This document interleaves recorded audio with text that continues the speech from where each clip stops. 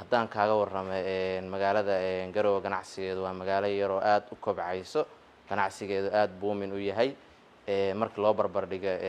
Gaalkacyo iyo Boosaaso waa magaalo dhinaca ganacsiga aad uga horumaraysa maalinba maalin ka dambaysa service-yada magaalada aad u soo kordhayaan anagu waxaan shaqeynaa ilaa iyo hadda habeenadiiba aad u badan inta waxna la ka iibsado ilaa iyo 12 habeenimo saqada dhaxaan u gaarnaa waxaan ugu wacan magaalada dadka inta badan waa shaqooyinku aad dadku shaqeeyaan waxay jecel yihiin dukaamaystaan habeenadii maadaama dad magaalada qurbaha ka yimaaday dad shaqeeya waxaas oo dhan ay jiraan annaguna service-ka waxa weey ilaa iyo magaalada waxaanu gaarsiinaa 12 habeenimo habeenkii markaa soo martid bilicda magaalada Garowe waa qurux badan tahay waana amni oo dad badan oo marti ah oo aan isla socono oo Soomaaliya gobolladeeda kale ka yimid waxay xiiseynayaan habeenkii inay magaalada ama ku lugeeyaan oo wargaariga inta lugeysi baa lagu leeyahay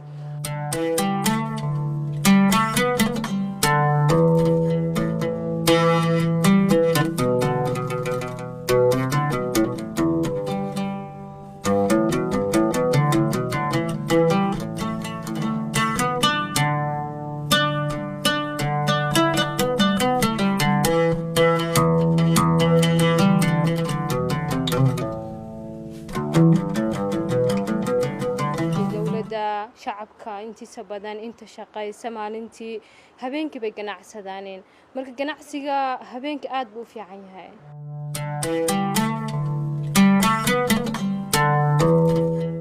magaalada Garowe waa magaalo si xawli ah u kobcaysa oo magaalo kobcaysa weeye kobacaas ay magaaladu ku socoto waxay ka qayb qaadanaysaa in Garowe maalgashi badan lagu sameeyo oo dad Soomaalida Puntland ah ama Soomaalida kale ay magaalada Garowe soo degaan oo maalgashtaan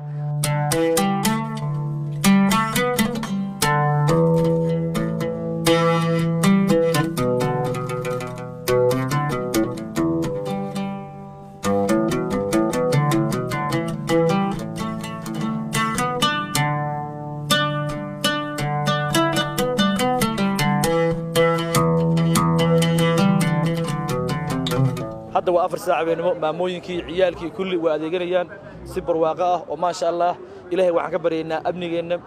inuu noo sii siyaadiyo dhalinyaraduna ay ka shaqeyso amniga iyo horumarka gobolka iyo gaar ahaan Puntland iyo Soomaali weynba waxaan leeyahay isku tashada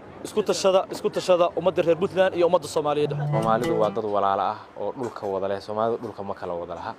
waxaan aaminsanahay magaalada Garowe Soomaali oo dhan ba iskala wayna u furan tahay qof kasta Soomaali ah waxaan rumaysanahay dadka reer Garowe madax iyo shacabba inay yihiin dad u nugul oo jecel Soomaalida oo waliba ay soo dhaweynayaan Garowe marka walaal waa la wada leeyahay Soomaali oo dhan bayna u furan tahay